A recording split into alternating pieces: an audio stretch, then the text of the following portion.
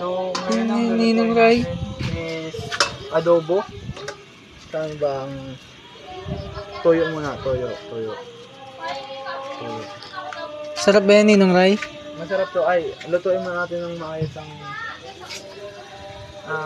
manok.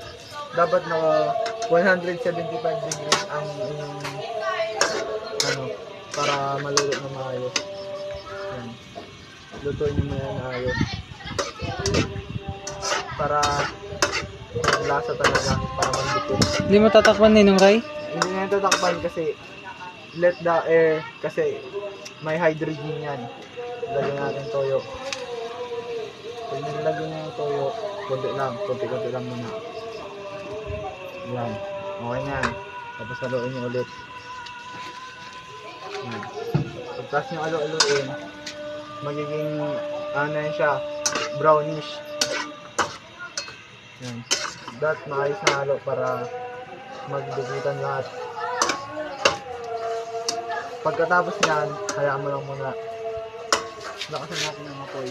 Kahit malakas na. Para makita natin ang kulo talaga.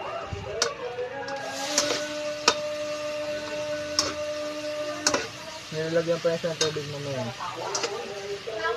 Ako lang ang Ninong Ray na walang balbas. Hindi. Hindi.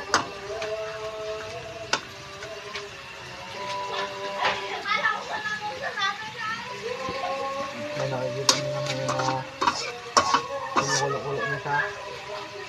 Kaya niyo lang yun. Mukhang masarap yan, Ninong Ray ah. Masarap talaga yan pag natik. Tikman mo nga muna ngayon. Mamaya na. Mag-video ka lang dyan.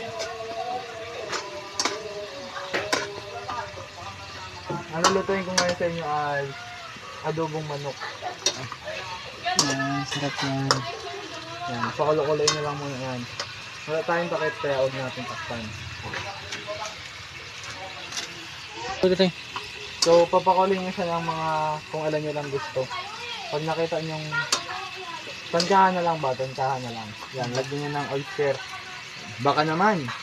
Ano bang brand ito? Ginomo to. Yan, tankahan rin lang yan. Yan, tankahan lang yan. Yan, tankahin mo lang. Pag alam mo ano na, sana na, pasaluin mo ulit. Yan.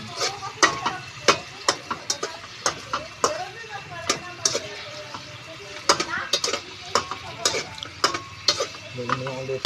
Ayusin mo lang ang halo.